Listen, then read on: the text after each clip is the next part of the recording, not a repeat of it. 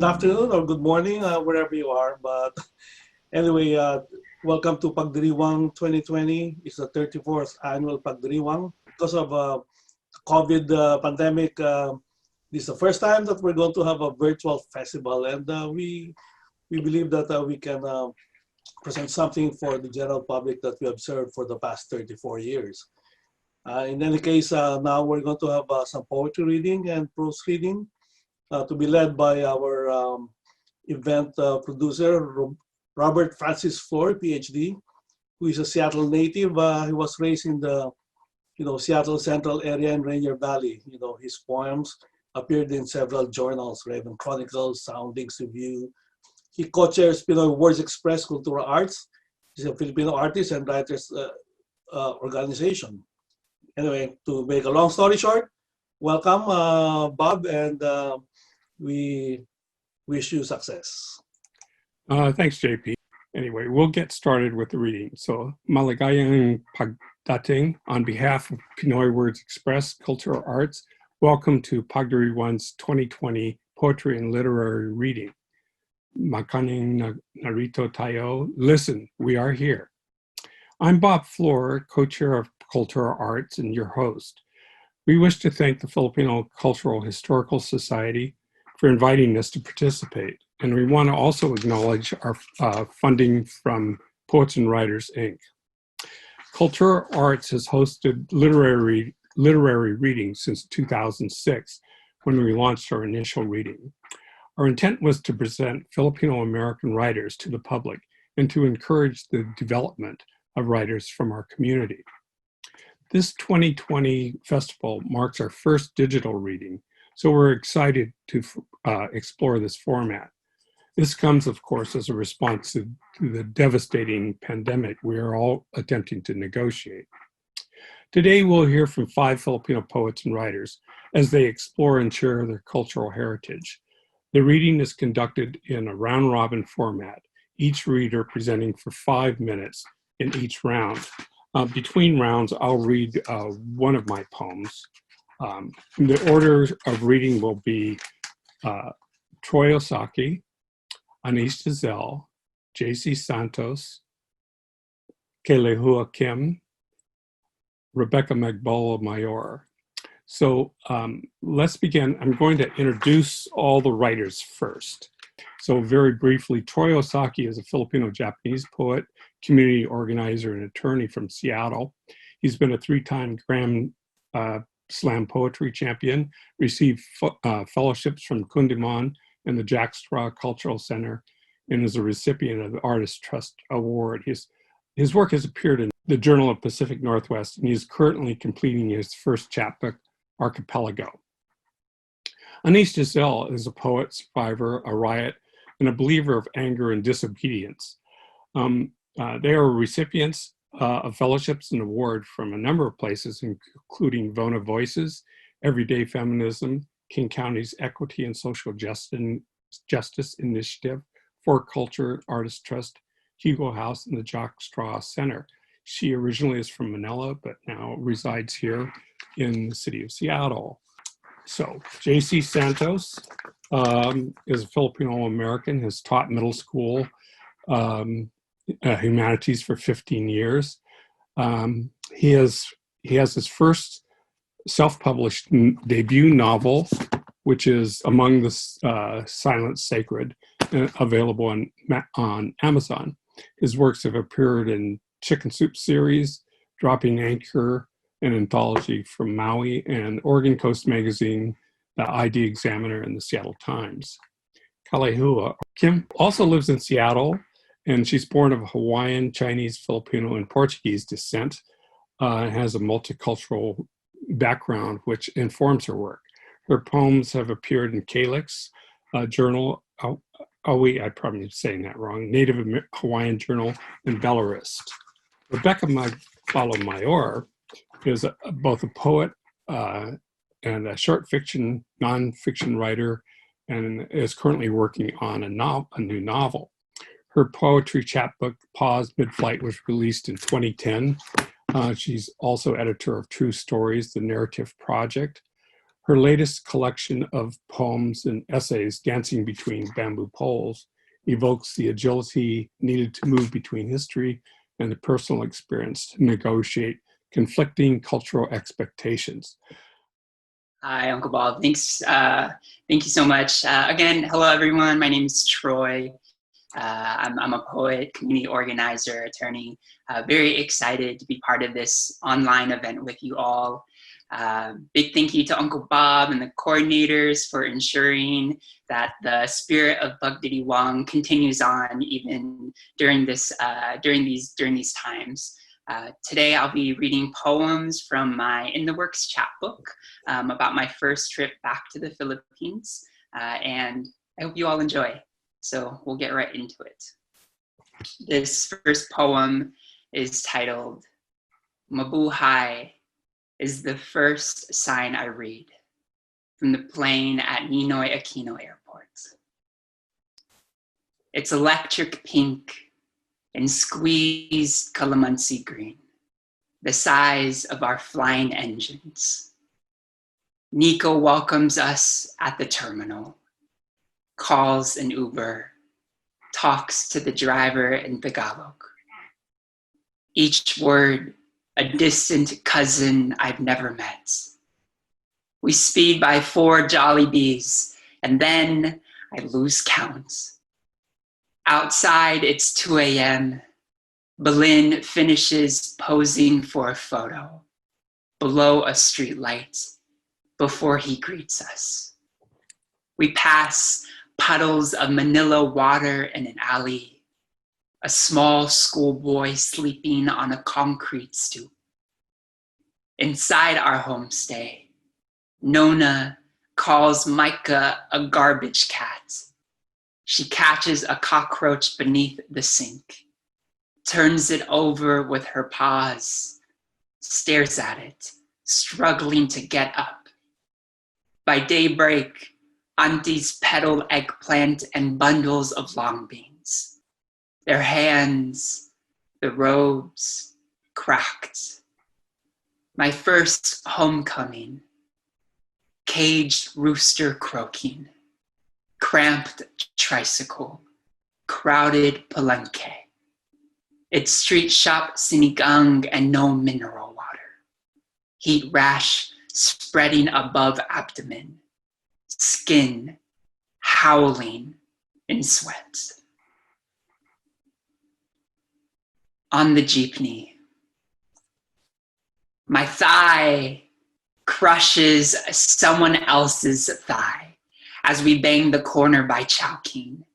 We share leg space when there is none. The wind whips in from the window that's gone, and we breathe the same polluted air. People pile in and don't stop. Every stranger could be my sister or nephew, and is. Not by blood, perhaps, but by country. 7,000 islands, that's ours, and isn't. 2 boys hang off the tailgate for miles, and they're my kin. I haven't seen them since Japan invaded, since my grandpa climbed on a ship to anywhere else. In a city where Spanish army surrendered, we order a bucket of fried chicken from Pizza Hut, 3 10-piece chicken joys to split at Jollibee. I bite into my first neck bone on a street corner. It's a godly crunch. Astonished, I weep. Cooking oil, hot, my mouth a cave of salt. I chew and I'm 100 bolo knives clanking midsummer.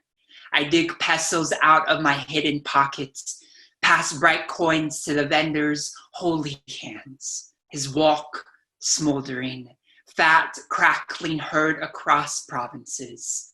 I hold half a bag of bones, wipe my wet chin splattered in grease with the back of my wrist. At midnight, I eat wings on a sidewalk crowded of aunties, crouching on blue tarp to sell phone chargers to anyone who needs them, and no one ever.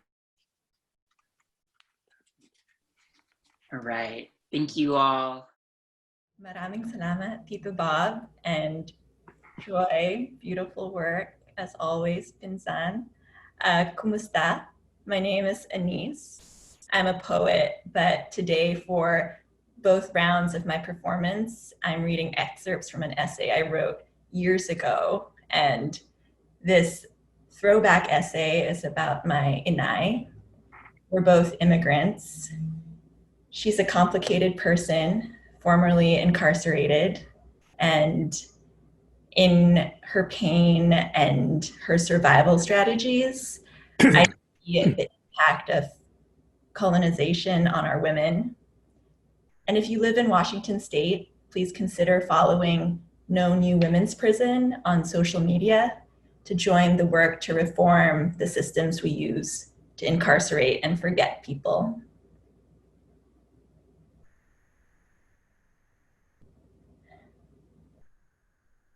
I work reception at a gym in Seattle. One evening in Marin County, California, my mother turns herself in to the police.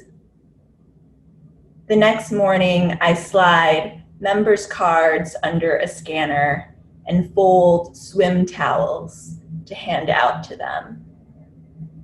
When people ask, "How are you?" I say each time, "Not terrible." No one is happy with this answer. That summer plays out in a split-screen montage. I bring sparkling cider to housewarmings at married couples' condos. My mother waits for sleep in a jail cell. I go on sunset picnics with my boyfriend and buy ottomans from Target. With no one she knows in court, my mother stands before a judge. I perform poetry at slams and dirty bars in different cities, squint at the stage lights, laugh at the applause. My mother is sentenced and transferred from jail to prison. When I was younger, my mother told my sister, who wouldn't stop crying, that she would send her away, just as she had done with me. She would have left me at the hospital if my grandmother hadn't intervened. When my mother rounded the corner and saw I had heard, she fixed me a look like I was a department store sales girl who had blocked her path with a sample. I fly down south to visit her once. The other visitors are sweating on vinyl seats and shuddering off fat black flies. My mother comes out, so gaunt, inside her jumpsuit, her clavicles folded up like a hanger. Her nails have yellowed. She tells me through plexiglass that she needs me to know she has always wanted me. It turns out this isn't what I need to hear. I fly back to Seattle. I pat my boyfriend's hand when he touches me, stare at nothing when he asks. I feel a new unease, rolling out my yoga mat in class, tipping a charming barista $1. I do not have the shatterproof sanity to talk to her again, but I cannot forget that somewhere, each of my mother's days is exactly the same. Some loyal part of me does not want to be living the better life. I start volunteering for the Washington prison system with women whose own children have not forgiven them yet. When you seek out time with people in ignored places, everyone wants to praise you and few want an explanation. I want to say, this is not happening because I am good or worse, compassionate. I go because I could not keep hiding in swing dance ballrooms and ice cream shops. Because the people in my life were talking about wedding registries and Mazda models. And I needed someone to tell me some days they want to take a gun to their own heart too.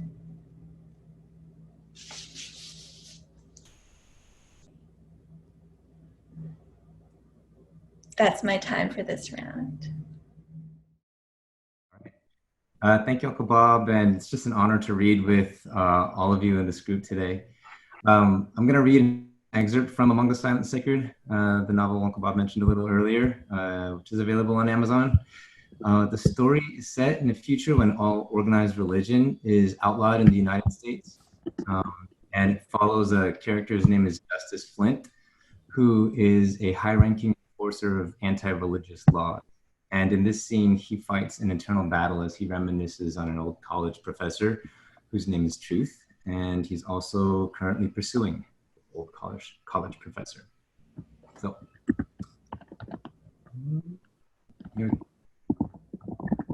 there's a spider in the upper left corner of my bedroom. I watched it make its web in the twilight not 1 week ago, the silk secreting from its spinneret, legs ending and attaching one strand of web to another.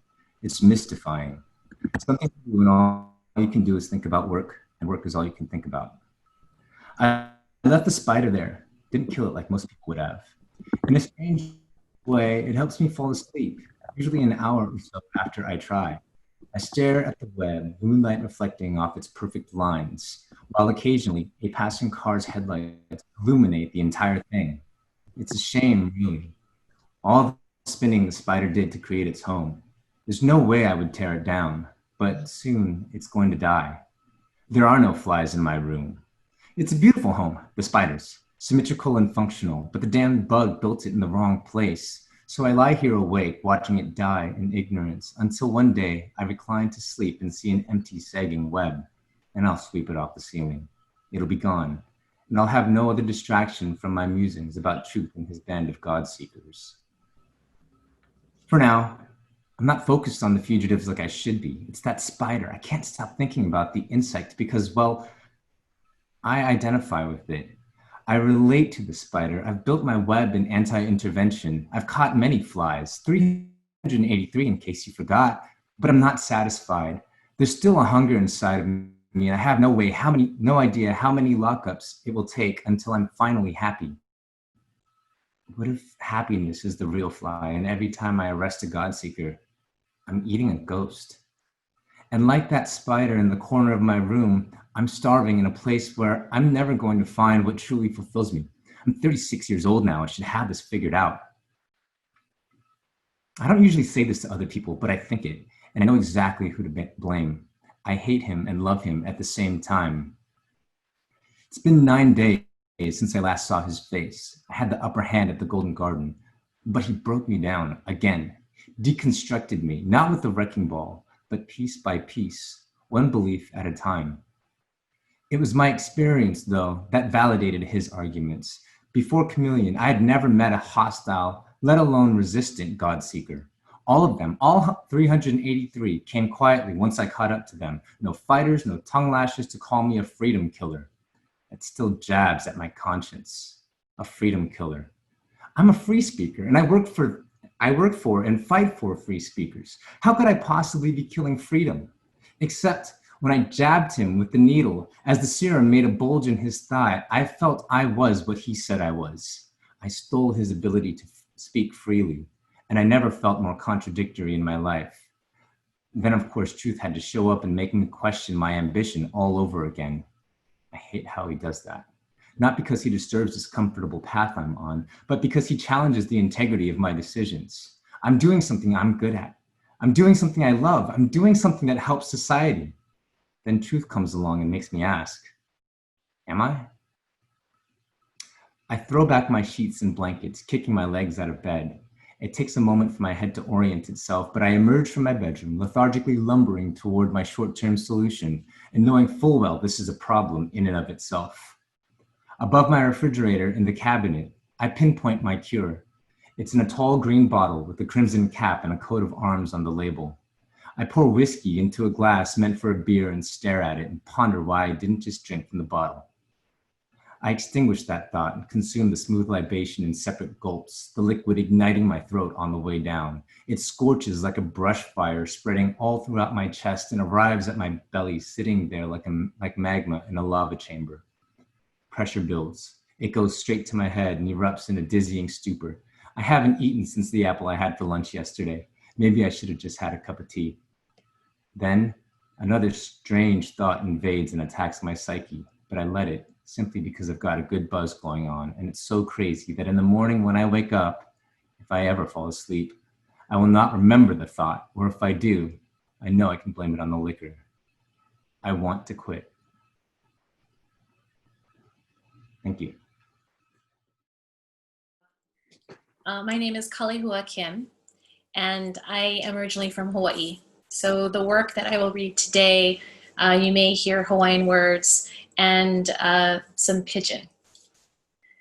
Kahale, the nurturing place, for my mother. Come and read to me tonight. I have lost all but one tale you told to me in childhood. Days were longer then, as we grew together, when tales were learned, not loved. We were alone in your empty house, Kahale, the house of the bower. Come and sing to me tonight. Place me gently on your bed of moss as midnight words flicker into dawn. Kuhi no kalima. Your hands tell the story, and as I mimic each gesture, your voice raises in chant, sweeter than virgin tongue. Lift your stories from my ear to fill this house, Kahale. Embrace me in your scarves, your hina ferns. Bathe me in loa'e, the leaves drenched with rain from the mountainside, so I may swim within a rainbow. Show me how green we can be, pressing tea shoots into the ground together, packing down moist earth. One day, your voice will become mine, Kaleo o Maua. Though I am not prepared for your end to signal my beginning, you urge me to remain, standing upon the cool green moss, until I learn all of your words. House me in your colors, Kahale.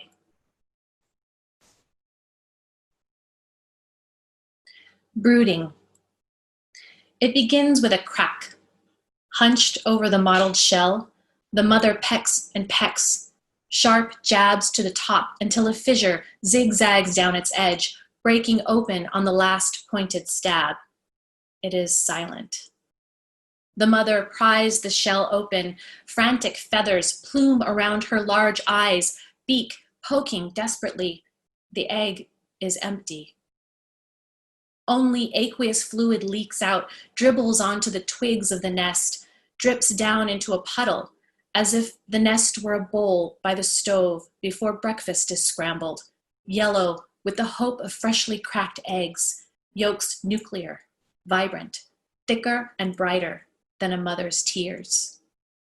Who would hold you together?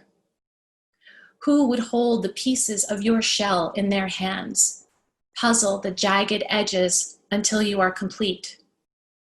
Who would fluff up your feathers until you have the strength to grow scales? Who would break you apart?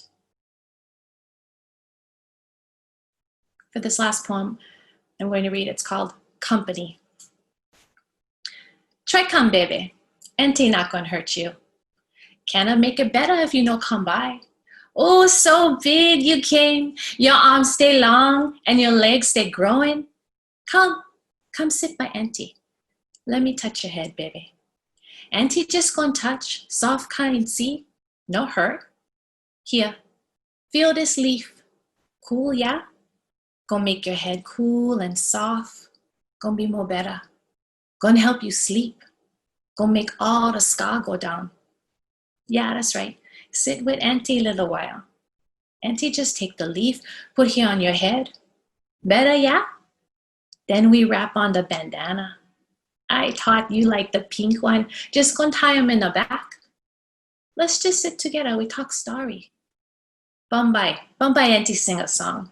But for now, I'm gonna talk story. About a beautiful girl who went bump her head, just like you. That girl, Florence, when walking in the forest, wanted for pick flowers for make lay, yeah? So when she went reach up to the high tree, she fell. Bump her head on the way down. She cry, oh, she cry. She not so brave like you. She cry until her mother come. They take her to the big house, wipe up her tears and all the blood. Still she cry. Her mother rock her, quiet. Her mother put the leaf on her head, wrap them up. And they rock, and they sleep. Do that each night until all better. Just one small scar, no can see them anymore. She cannot even feel them with her rough, kind hands. That's right. Just relax, baby. Auntie stay with you. Oh, you can feel that. Just one small scar now, yeah? Your hands stay cold, baby. Let's put the blanket on top. Yeah, I hold my hand on your forehead, and you keep yours on mine. We keep company, yeah? Thank you. Thank you, Bob. I'm glad to be here, reading from the traditional territory of the Lummi and Nooksack people. Today, I'd like to read a section of Maganda's Comb, a contemporary fantasy novel. This novel in progress tells a story of an ancient evil woken by accident, forcing old spirits of the Philippines to fight side by side with spirits of the Coast Salish people to keep history from being rewritten. In this section, Corey is a graduate student walking home late at night after a friendship festival where she performed as a Filipino traditional dancer. Corey made her way down the hill from the south side of campus back to the central area where her dormitory sat. The wind continued to press against her, and she pulled her hair up in a hasty bun. Digging in her bag, she found her grandmother's worn wooden comb and pushed it into her hair to keep the bun in place. Turning the corner past the physics building into the fountain courtyard, Corey suddenly had the sensation that someone was following her. She resisted the urge to turn around and quickened her step, staying close to the pools of light made by the street lamps that dotted the court. The wind rustled the trees and sent showers of leaves down on Corey, and still she felt as if she was being watched. Finally, as she passed the media center, she glanced back in time to see a black shape swoop toward her. She shouted sharply and put her arm up to ward away the shape as it dove toward her and then lifted soundlessly up into a nearby tree. Corey glanced up and realized that the shape was an owl. "Don't do that," she whispered, glaring at the bird. For its part, the owl blinked placidly and watched Corey as she resumed her quick clip back to the dormitory. Benson Hall was a two-story dorm that sat on the other side of the administration building, and Corey decided to cut past the Carver's Pavilion to reach her dorm room faster.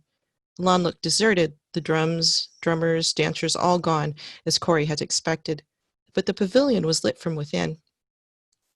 She could see the dark shape of the totem pole and a tall shadow moving within the pavilion. Assuming the Carver was awake too, she altered her tracks, walked up the path to the now closed doorway, and pushed aside the flap. "Hello, Solomon?" she asked as she poked her head inside. "It's me, Corey. Can I come in?" The Carver turned with a smile. "Yes, of course," he said, gesturing for her to come closer. "You're up late." "Couldn't sleep," she answered. "I'm just on my way home." He nodded and pointed to the pole with a small carving tool. Corey stepped closer and placed her hand gently on the wood. The pole seemed to vibrate at her touch. "Couldn't either," Solomon said. "I was just about to shut things down for the night, and when I realized what kind of mouth opening the tree spirit would want me to make," He gripped the tool in his right hand, braced himself against the wood with his other, and began scooping out shavings of cedar from the O-shaped opening she had seen him start earlier in the day. It's a special opening for truth-telling, he explained, his voice high and fast with excitement. On a mask, it would have a place for the dancer to rest his lips when he chanted a prophecy. I'm carving what looked like lips right behind where the opening would be to make it look... He broke off suddenly and gasped, his body lurching forward toward the pole. Corey took a step toward him and hand outstretched. Solomon, he said tentatively, are you okay? His body shuddered as the carving tool dropped from his hand. His eyes were wide and his face was twisted in a grimace as if he was straining away from something. Outside, the wind whipped the pavilion roof and billowed past the front opening. For a moment, Corey thought the man was having a heart attack when a thick black shape began to ooze from the opening Solomon had made in the wood. The shape bubbled up like a slow fountain, fell back on itself, and built up again from beneath. With each passing moment, the black shape rose closer and closer to the carver until it seemed as if it would touch the very tip of his chin. Slowly, painfully, Solomon moved his right hand up to his head and grasped the feather tied to his hair. Thank you.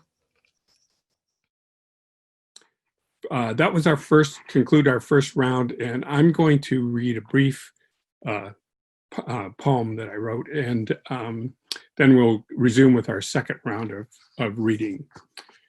About a year ago, or actually a little over a year ago, Catalina, my wife, and I went to the Philippines to the Visayas, where my father was and family was from. I still have family there in Iloilo. And so I wrote this poem about an experience there. And the poem is titled, In Search of Ube. We wait outside the Best Western lobby. Catalina complains about the heat. He's late. I nod dutifully. We're in Cebu. It's the first leg of our journey into the Visayas.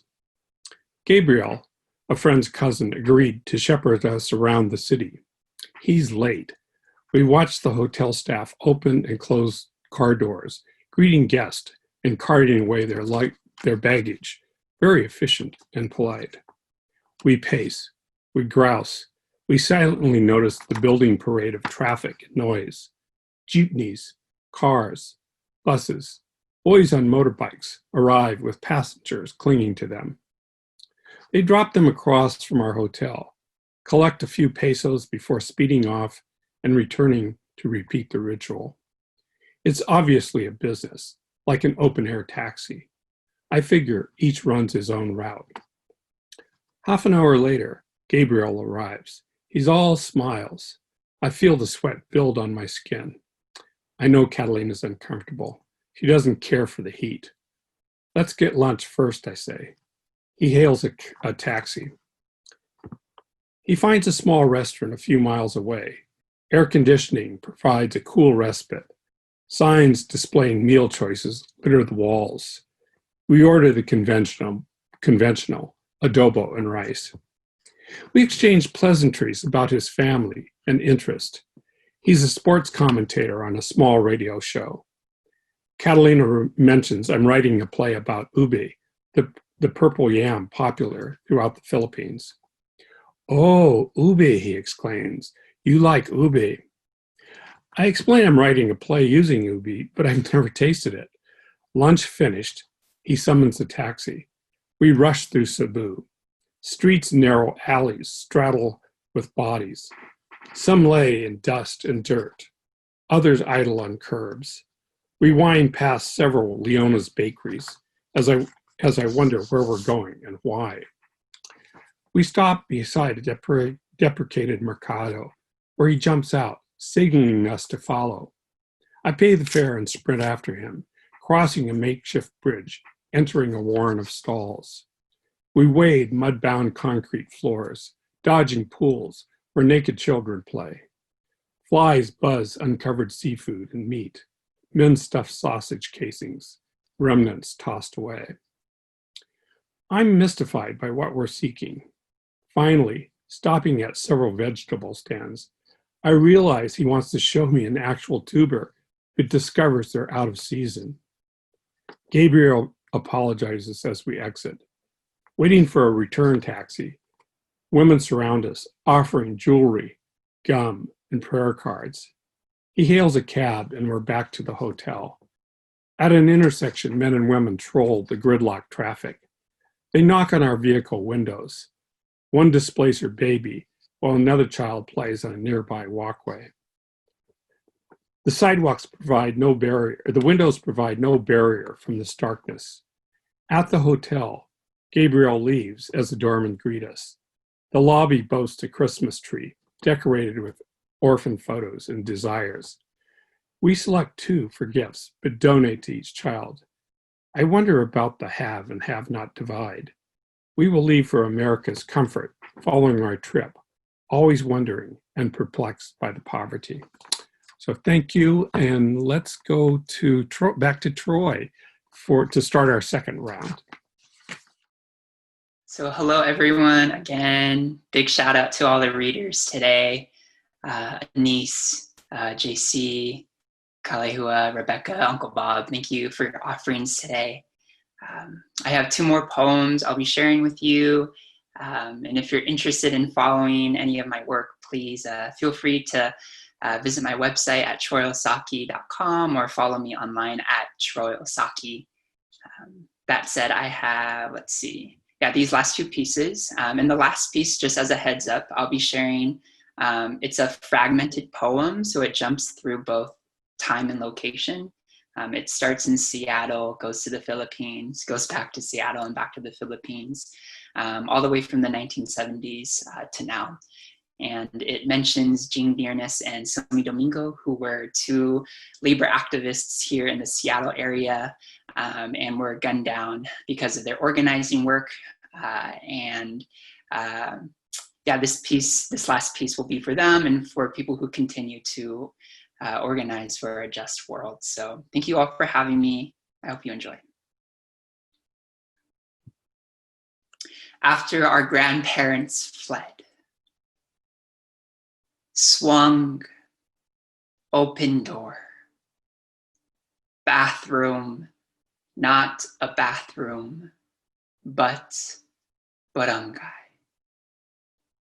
She washes her face, scrubs her nose, and whispers her way home. Itlog, egg, tinapay, bread. I say something simple, and I am the closest I've been to my grandpa since he wasn't dust. Baba, chin, ba ba ba, down. Eventually, tagumpay, victory, or they can't take this song from us anymore. There's a civil war in the Philippines and no one is talking about it. Silmi takes 4 to the stomach while Jean bleeds out. Their red dew dampens Seattle's Pioneer Square. Torsos, 2 barangays windless in Luzon. A neighbor hides below his office desk, holds his breath. And somewhere a dam breaks. President Marcos flees Malacanang Palace. His wife, Imelda, leaves behind 1,000 unworn shoes. The Philippines is abandoned, bloated in debt. Billions of pesos vanish. All that goes missing remains unfound. Brass coins, someone's son. Martial law is the opposite of a sweet mango in season. It's an island in drought, a thirsty fruit blooming backwards. In Quezon City, a memorial, the granite wall, a legendary black. Silmi and Jean are here in name. My mouth becomes a dry river.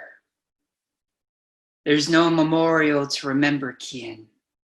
On the longest nights, his mother howls 100 curses while President Duterte is asleep at the palace. Perched on the corner of his nightstand is a bright pin of the Philippine flag.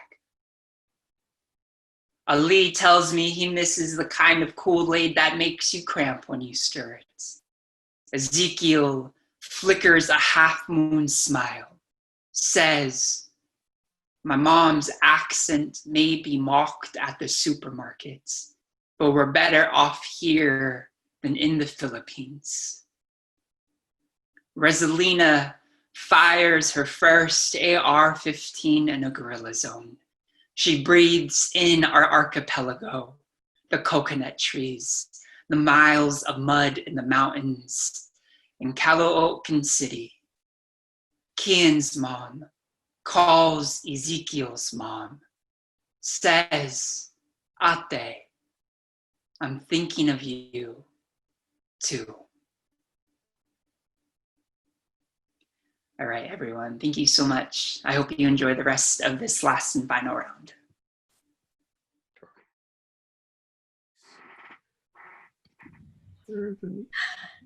Okay, Ragada. I'm really enjoying the sound of everyone's words and everyone's waist up there, no?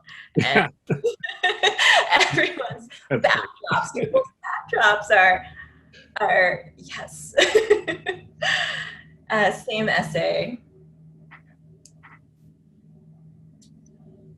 My Inay has 5 children. I was the first she gave away as an infant, and the only she disowned as an adult.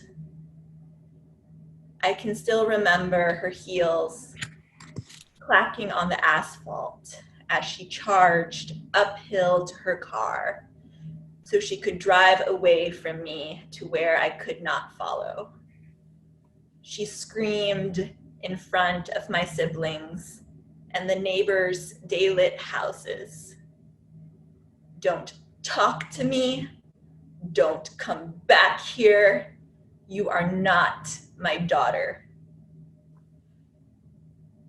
In the years I was no longer her daughter, I became more and more like my mother. I dieted more than I ate.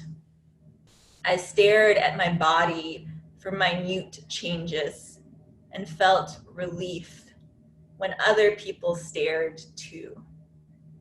I considered my life a daily head-on collision and resented everyone who couldn't just sense it. I lied about big and unimportant details. I made shit up because I could. Finally, at 24, I fell in love, and it became humiliatingly clear to me how deep our sameness ran. I am a mess of insecurities and misplaced needs.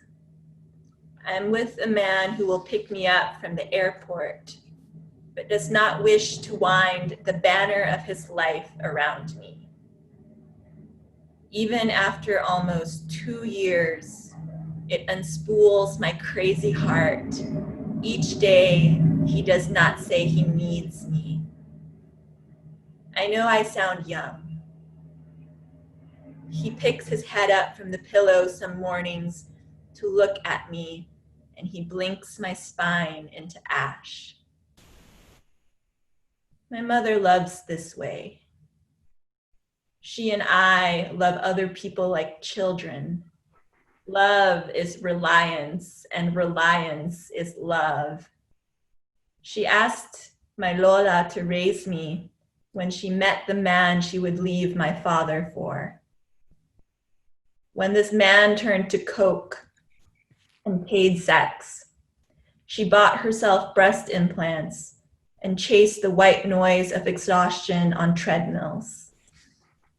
She dated, an older man from Palestine who would impregnate another woman when he visited home. A bodybuilder she met out dancing who would recruit her to sell human growth hormone. An amateur soccer player about my age who still does not know she is in prison. The harder I love, the more the shadow of my mother sharpens. I know why she screamed so much and held us out open windows. I know how when you meet someone, all the realities snap apart in you like glow sticks. I know that when you can't hold him close enough, there is a beating in your body like a swarm of bees. I know why, when all the loves failed and left, when she was alone with 5 children, she stole because she could. I feel only clarity around my mother. For over a year now, there has been no anger. I cannot say I would not have done exactly the same. You know what aging women do in or outside of prison? Show you photographs of when they think they were most beautiful. Usually this was before the first person left them, or the first child made it impossible to escape. They clutch at their chests when they talk about their lovers, and they lift their chins when they brag about their kids. They are so proud of their daughters who spend time with their grandparents, who are kinder than their mothers remembered being as teenagers.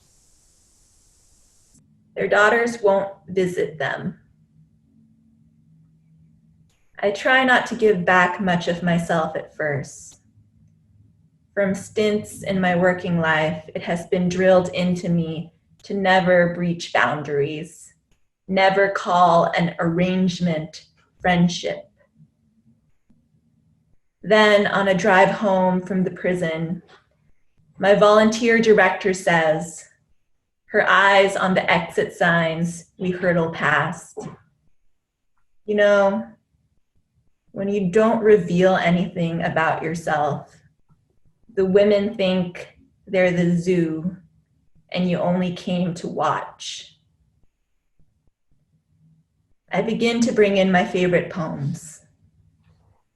I tell them how I learned to write because my aunt told me to shut up when I talked, because my Lola wanted me to hide if I cried. I tell them how my best friend is engaged to a man who I don't believe really sees her. When one woman closes her eyes and shakes her fists and admits she has no idea why she violated that restraining order. I tell them about getting addicted to people who show me even once that I might be visible. The women never flinch at anything I say, shift in their seats, or change the subject. They hold it all without realizing it is exceptional that they can.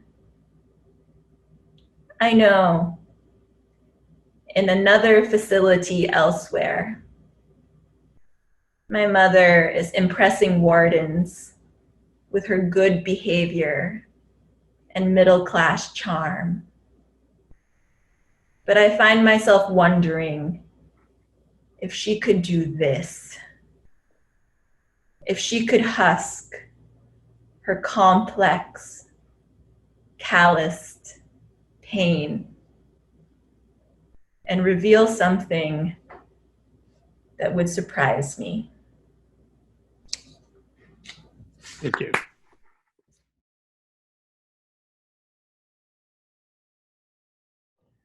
Okay, thanks again, and what an honor to be with you all are such fellow inspiring creators, so thank you for this honor again. Quick shameless plug, if you are interested in following more of my stuff, byjcs.com is my website, probably easiest way. Second excerpt I'm going to read comes from a memoir that I'm currently writing, actually with a former student of mine. He just graduated high school this year. So back when he was in my 8th grade class, he had a class job, just like some other kids would be like chalkboard eraser or table washer, lunch server, whatever. This kid named Kellen Carr, he took on the job of professor, and his job was actually to assign me writing homework until I finished my first draft of the novel that I read from earlier. So we're actually writing this memoir together to capture our experience, and hopefully it inspires some positivity in our world. And I've asked him, and he said it's cool to read a little bit of his writing, and because it kind of goes from his perspective to my perspective of the whole thing. So I'll start with a brief passage from Kellen. And he writes, "One day, one moment, one phrase, or one word can change your life. Coming to school in the fall of my 8th grade year, I had absolutely no idea that I was about to embark on a journey with my teacher that would last well after I graduated. The day I became Mr. Santos's professor, I came to school with an it's 7:30 and I'm at school attitude. I left after the 3 o'clock bell, eager to see if my teacher would actually complete the first assignment I gave him. At 5 feet 7 inches, I wasn't too much of a force to be reckoned with, but I saw an opportunity and ran with it. Not many times does life give you a chance to make someone else's dream come true. I don't feel like this experience is my own personal accomplishment because it wasn't my hard work that made the dream happen. And it's not like I get a medal for this. I do it to be a good person. I was lucky enough to get an opportunity, and I might never get another one like it." And then it goes to my perspective in another vignette. So I write this. "When I was a kid, I had planned to be the first Filipino basketball player in the NBA. I really thought it could happen. On a dirt court in my backyard, I dribbled around an uneven surface with pesky rocks embedded in the earth, twisting my ankles, punching the ball in unexpected directions when I dribble. Still, I practiced my jump shot, and when the hoop was lowered, I'd become Sean Kemp, throwing down thunderous dunks and swinging from the rim like a trapeze artist. That's what basketball has always been for me, an art form. My brother and I would play for hours on that dirt court, sometimes in the morning, sometimes after sunset, and several free hours in between. We'd set the games to 50, 100, or even 200 points. I remember the first time I beat him. I wrote about it in my middle school language arts class as my greatest achievement. I think he may have let me win. By high school, I knew that I didn't have the psyche to join the basketball team. I didn't even try out. Heard people were throwing up because the coaches ran the team so much. I wasn't having that. I liked my lunch to stay in my stomach more than I wanted to be the first Filipino in Supersonics uniform. Another dream I had was to be a big rap star and singer, because if I couldn't become rich and famous with my athletic skills, surely I could do it with a microphone. The next Montel Jordan, I dreamed. Yeah, he was big in the 90s. I made it on stage a few times and performed with some local hip hop groups. I sang for a couple bands, had some paid gigs, and even got to sing in front of Ricky Lee Jones. A year of voice lessons led me to an audition for American Idol and several performances in front of large groups. I sang to the thunderous beat of my heart and sandpaper dryness of my uncertain tongue until I decided that musical performance was too stressful. So I scrapped that future career as well. Life didn't leave me empty-handed, however. I found teaching, a profession that captured my heart and put to use every single one of my passions: performing, writing, creative engineering of experience, helping others and my community, and several other nuances of the profession that would take up an entire chapter itself. I don't look at the past and lament my failure to reach athletic or musical stardom, but there was one more dream, one I believed I could reach, one that I had struggled with ever since I was in middle school, a dream that sat on a lonely shelf because I was afraid that I would fail if I tried. In the most backwards way, I did everything I could to disavow my dream of becoming an author. Too often, we are our own harshest critics and our own cruelest cynics. Despite getting positive feedback from a few writing circles about my first chapter of an idea, I stalled and struggled to the point where I concluded that perhaps I was good at writing shorter projects, but not the great American novel. Only I didn't want to write short stories. I wanted the novel, and I wanted it to be good. Again, that same sea of self-doubt began pulling me under. Then Kellen entered the picture. He didn't throw me a life preserver. He helped me learn to swim. Thank you again, and thanks again to all of you for organizing this and sharing all your gifts and talents with everybody. It means a lot to be a part of this. I'm really enjoying listening to everyone's work, and I just appreciate the space that Uncle Bob has created for us and the organizers of the Pagdiriwang Festival. Thank you so much for allowing us to be here virtually, even though we couldn't be there all together in the same room. I'm still really loving everyone's words and the energy that I'm getting from everyone. So thank you very, very much. The last two poems I'm going to share with you are written in a poetic form called a ghazal. And one of the elements of the ghazal is a repeated word at the end of each couplet. So you'll hear a lot of the same word over and over. But a lot of my work focuses on a female lineage. And these two poems are sort of a benchmarking of birth and death. So there it is. The first poem is called Eat Milk. Eat milk. And what if the screams had turned to laughter? After 3 sons, the dream of a girl's laughter out of the womb was reason enough to keep trying. The mother preened nightly despite her son's laughter. Before bed, she hid her seeds in the sugar bowl, brought in weeds from the garden, her laughter shaking the beads of dew from her dandelions.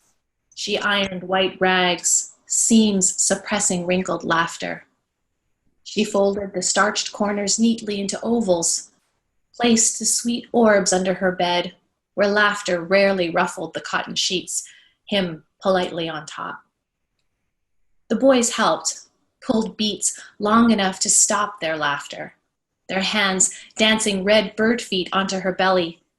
She cooked naked, the beet greens braised in heated laughter, their wilted veins retreating under brown sugar.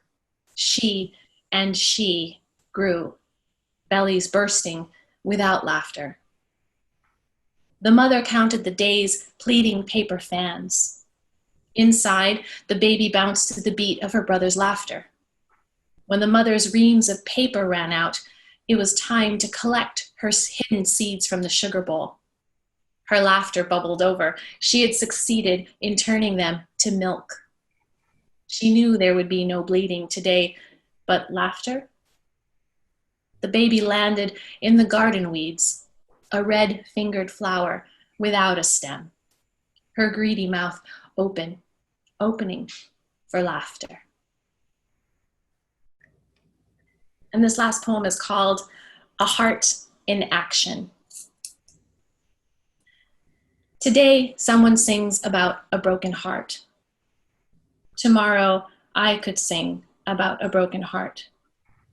The song on the radio can't tear me like tissue the way your voice can shred my heart. I hold your hand that can no longer hold mine. Pressure builds, forces the chambers of my heart to implode with a rush of feeling, a gush without a gash. My ribs splay open, jagged fingers reaching for a heart just out of reach. My lungs expand and contract too quickly, a red balloon stretched thin, a heart deflated and limp on the ground, still tethered to a white ribbon around my wrist where some heart pulses, beats a frantic rhythm against my skin. How can you mend a broken heart? The hospice nurse says your pulse is slow, that your organs are shutting down. Your heart is taking in less blood, pushing out less oxygen. Although you are silent now, I hear your heart rattle and clang like the Big Ben alarm clock you wound each night before bed, its heart an intricate puzzle of gears whose wheels entwined like fingers before springing a heart into action.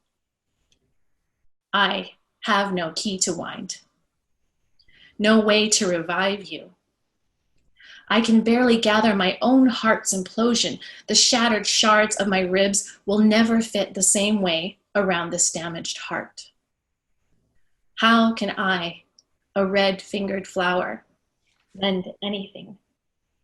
Who am I to stop the final beat of your heart? Thank you. Very nice.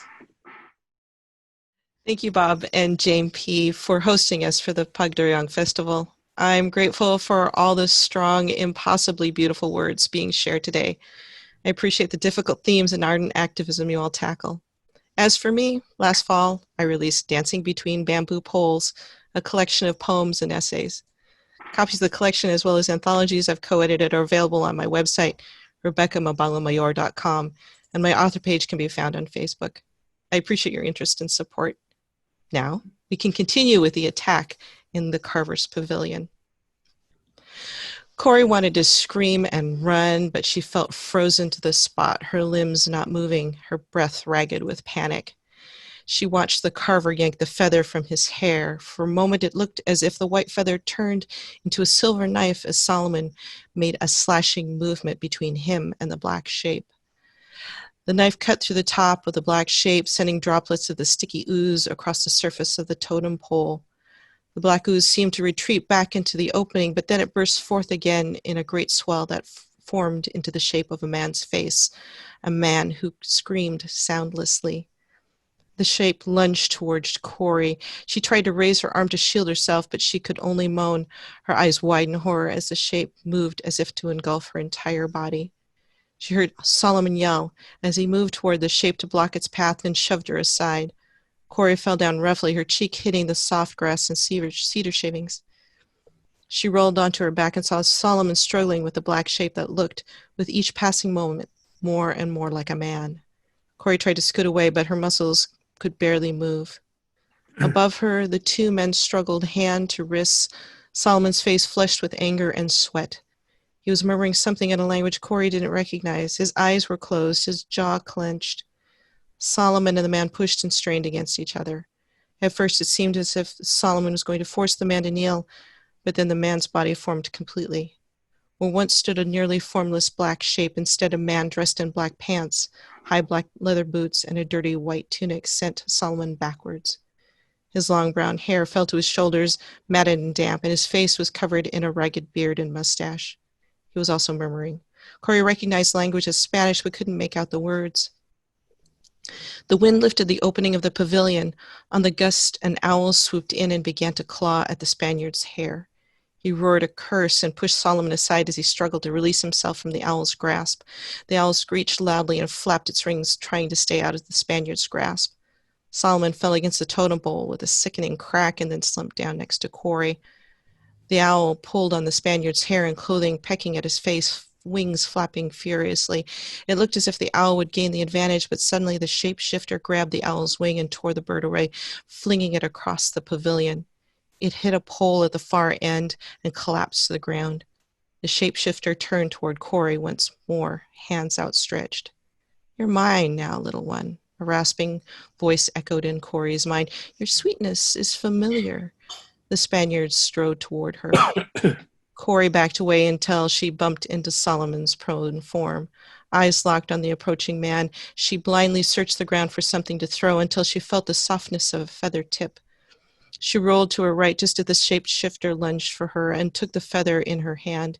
In an instant, the feather turned to hardened steel, the hilt of a knife in her hand, yet there was so much blinding pain, she felt herself being picked up by her own hair. The Spaniard drew her face close to hers, and she nearly retched from the smell of warm, rotting flesh. "Such a sweet thing," the voice boomed within her mind. "What's this in your hair?" With one swift move, Corey gathered her remaining strength, pushed her legs down to set her feet solidly on the ground, and swung the knife into the shapeshifter's body with a twist of her torso. A blaze of light filled the pavilion, blinding her, and the shapeshifter screamed in agony. Corey felt herself drop, and a wind rushed past as a heaviness dropped into her into unconsciousness. Thank you so much, everyone. Thank you. That concludes the Pagdiriwang 2020 reading. I hope you enjoyed listening to our talented poets and writers. I especially want to thank JP Paredes and Adrian Nalera for helping stage this on Zoom, and also to Jim Cantu, who is recording this for KVRU radio. I wanted to say, I really hope you enjoyed listening to our talented poets and writers, and I believe they provide a unique connection and contribution to the fabric of American literature. Cultura Arts believes that the literature of a nation should be inclusive and represent its many voices, and these are ours. So salamat po. Thank you again for watching and listening. Stay safe out there.